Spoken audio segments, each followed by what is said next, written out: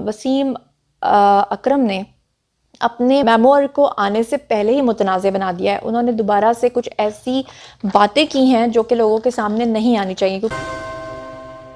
अस्सलामुअलैकुम my social media family, उम्मीद करती हूँ कि आप सब लोग हिफ्ज़-ओ-अमान से होंगे और खुशबाश होंगे। जैसा कि आप लोग जानते हैं कि पूरी दुनिया के अंदर अब बायोग्राफीज़ लिखने का एक रिवाज आ चुका है, जिसे आप लोग बायोग्राफी कहते हैं, मैं बायोग्राफीज़ कहती हूँ। अच्छा जनाब, ये मेरा एक स्टाइल है तो इसको थोड़ा सा आप वो करें इग्नोर।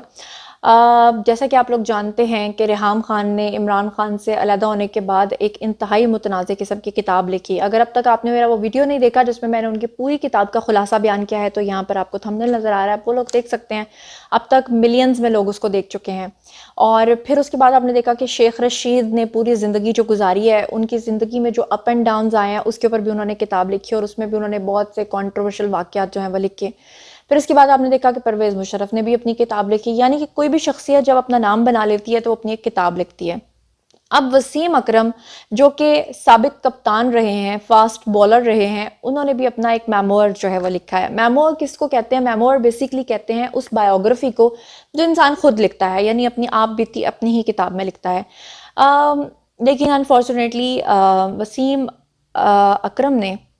अपने मेमोर को आने से पहले ही मुतनाज़ बना दिया है। उन्होंने दोबारा से कुछ ऐसी बातें की हैं जो कि लोगों के सामने नहीं आनी चाहिए, क्योंकि हर इंसान की ज़िंदगी में अच्छा बुरा जो भी हुआ होता है उसमें कुछ चीज़ें ऐसी होती हैं जो लोगों को बताने वाली होती हैं और कुछ चीज़ें ऐसी होती हैं जो कभी लोगों को बताने वाली नहीं होती। हत्ता कि अगर आपकी फैमिली को वो चीज़ें पता चलें तो आप हमेशा हमेशा के लिए अपने बच्चों की नज़र में, अपने वालिदैन की नज़र में, अपने लाइफ पार्टनर की नज़र में जो है वो गिर जाते हैं हमेशा हमेशा के लिए। लेकिन इस मेमो को देखते हुए लगता है कि जो वसीम अकरम है उन्होंने इन बातों का ख्याल नहीं रखा और अपनी ज़िंदगी को लेकर उन्होंने कुछ बहुत ही समझ लें कि मैं यही कहूँगी कि गंदी बातों का इजहार किया है, जो कि उनको मुझे ज़ाती तौर पे लगता है कि नहीं करना चाहिए था। मिसाल के तौर पे वसीम अकरम की जो किताब है ये आने वाली है और उसमें उन्होंने कुछ ऐसे इंकशाफात किए हैं जो उनकी ज़िंदगी में उनकी एक भूल थे, लेकिन वो उसको बड़े ही इस अंदाज में लोगों को बता रहे हैं कि जैसे वो एक फ़न था। मैं आपको उसमें से कुछ चीदा पॉइंट्स जो हैं वो बता देती हूँ, क्योंकि वो लोग जो पैसे खर्च करके किताब पढ़ेंगे उनको मैं पहले ही बता दूँ कि उन्होंने उस किताब में क्या लिखा है। जहाँ पर उन्होंने अपने क्रिकेट के दौर की सारी चीज़ें लिखी हैं, फिक्सिंग के बारे में लोगों के साथ शेयर करना है, वहीं पर उन्होंने अपनी निजी ज़िंदगी का जिक्र करते हुए ये बताया कि वो कोकेन का नशा करते रहे हैं, जो कि एक बड़ी ही दुख भरी बात है। अगर वो करते भी रहे हैं तो मुझे लगता है कि उनको इस पर पर्दा डालना चाहिए था, उनको जो है वो इस बेराह रवि को अपनी किताब में नहीं लिखना चाहिए था। वसीम अकरम ने ये कहा है कि जनाब वो कोकेन का नशा भी करते रहे हैं और कई साल तक करते रहे हैं, और उन्होंने ये भी बताया कि वो जब तक कोकेन का नशा नहीं कर लेते थे तब तक वो जो हैं अभी से कुछ अर्सा पहले तक वो कोकेन का नशा करते रहे हैं, और वो जब तक नहीं कर लेते थे जब तक उनको सुकून नहीं मिलता था। इसके पीछे जो उन्होंने रीज़न बताई है वो उन्होंने ये बताई है कि 2003 में जब वो रिटायर हो गए थे, तो रिटायर होने के बाद उनके पास कोई भी काम नहीं था, जिसकी वजह से वो अपनी ज़िंदगी में इतने मायूस हो गए थे कि उन्होंने जनाब आली नशे का प्रॉपर जो है वो शिकार हुए और नशा करना शुरू कर दिया। अब यहाँ पर हमारे लिए एक बहुत बड़ा सबक ये है कि हम मुसलमान हैं।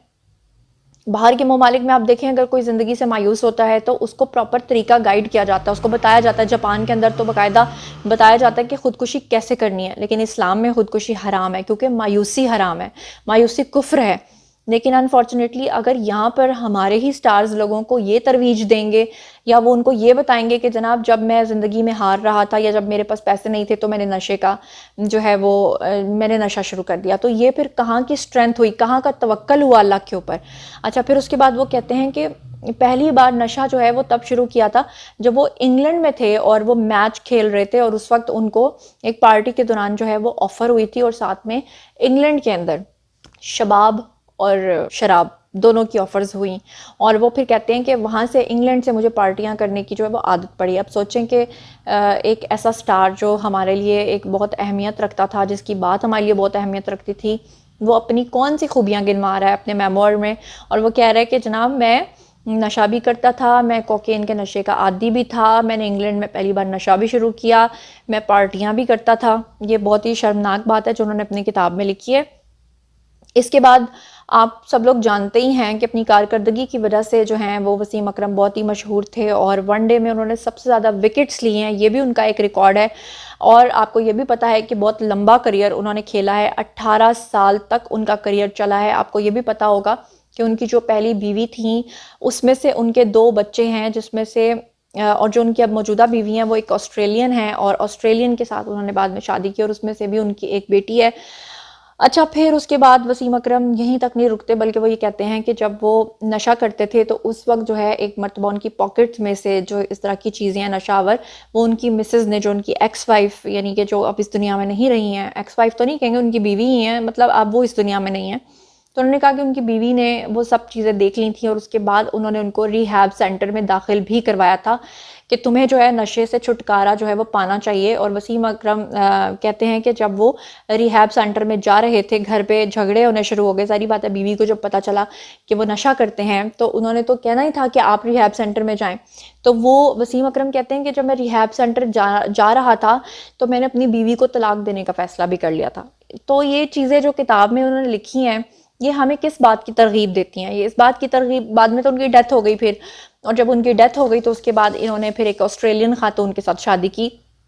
اور ان کے بارے میں بھی یہ بات مشہور ہے کہ وہ بھی ان کو کسی پارٹی میں ہی ملی تھیں، اور پھر اس کے بعد انہوں نے فیصلہ کیا تھا کہ میں اپنی زندگی میں دوبارہ سیٹل ہو جاؤں گا۔ وسیم اکرم کو کئی سالوں سے شوگر کی بیماری بھی لاحق ہے، اور وسیم اکرم یہ بھی کہتے ہیں کہ میں نے سوچا تھا کہ میرے بچے کیا سوچیں گے، لیکن میں نے پھر بھی یہ کتاب لکھی ہے، تو مجھے بہت ہی تکلیف ہوئی ہے یہ سب جان کر، یہ سب کچھ سن کر،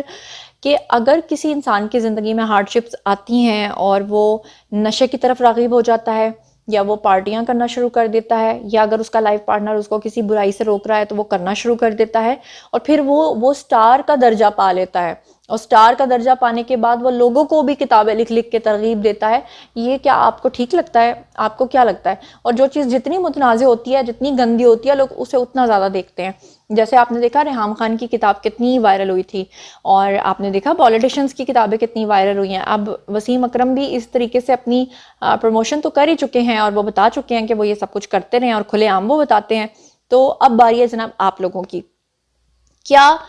معاشرے کی حیثیت سے ہم جن لوگوں کو سٹار بنا رہے ہیں وہ صحیح ہے، یا جن کو ہم سٹار مان چکے ہیں پھر اس کے پیچھے بلائنڈلی اس کی ہر بات کو فالو کرنا صحیح ہے، یا ہمیں اپنے روحانی پیشوا جو ہیں ان کو اپنا سٹار ماننا چاہیے، یا ہمیں صرف قرآن اور حدیث کے اوپر چلنا چاہیے اور اس کو اپنا مشعل راہ بنانا چاہیے، یا پھر وہ لوگ جو اس طرح کی چیزوں کی ہمیں ترغیب دے رہے ہیں اور کہیں نہ کہیں وہ ہمارے انکانشیس یا سب کانشیس مائنڈ میں فیڈ ہو رہا ہے اور لوگ اس کو کرتے چلے جا رہے ہیں، اور جب ان سے پوچھا جاتا ہے کیوں کر رہے ہیں تو وہ کہتے ہیں کیونکہ وہ کر رہا تھا اس لیے میں نے کرنا شروع کر دیا، پچھلا والا کہتا ہے ہاں وہ کر رہا تھا میں نے اس لیے کرنا شروع، یعنی اپنا کوئی دین ایمان نہیں ہے، کوئی اسٹرینتھ نہیں ہے، کوئی اس چیز کا وہ نہیں ہے کہ آپ کہیں باہر کے ملک جائیں اور آپ کے سامنے پارٹی ہو رہی ہو، کوئی شراب پی رہا ہو، کچھ بھی کر رہا ہو، تو آپ کے اندر اتنا حوصلہ ہونا چاہیے کہ ہم مسلمان ہیں، ہمارے لیے حرام ہے، ہم یہ نہیں کر سکتے، ہماری کچھ لمیٹیشنز ہونی چاہیے۔ یہ نہیں کہ ہم کہیں کہ ہاں وہ میں انگلینڈ گیا تھا تو وہاں پہ میں نے یہ دیکھا تو میں نے یہ کرنا شروع کر دیا، میں تھائی لینڈ گیا تھا میں نے وہاں پہ یہ دیکھا تو میں نے وہ کرنا شروع کر دیا۔ اس بارے میں آپ لوگوں کی کیا رائے ہے؟ اور خاص طور پہ وہ لوگ مجھے ضرور بتائیں جو باہر کے ممالک سے مجھے دیکھ رہے ہیں اور جو کھلے عام وہاں پر یہ سب چیزیں دیکھتے ہیں، اس کے باوجود بھی وہ بچے ہوئے ہیں اور وہ ان چیزوں سے پرہیز کرتے ہیں، اور کیا وسیم اکرم کی اس کتاب کی آپ حوصلہ افزائی کرتے ہیں یا نہیں کرتے؟ جو کچھ بھی آپ لوگ سوچتے سمجھتے ہیں کامنٹ سیکشن میں آئیے، میں آپ کو پرسنلی جواب دوں گی۔ مزید خبریں، ولاگز، انٹرویوز اور سیاسی تجزیے جاننے کے لیے میرے ساتھ کنیکٹڈ رہنا ہرگز مت بھولیے گا۔ چینل کو سبسکرائب کر لیجیے گا، اپنا بہت خیال رکھیے گا، اللہ نے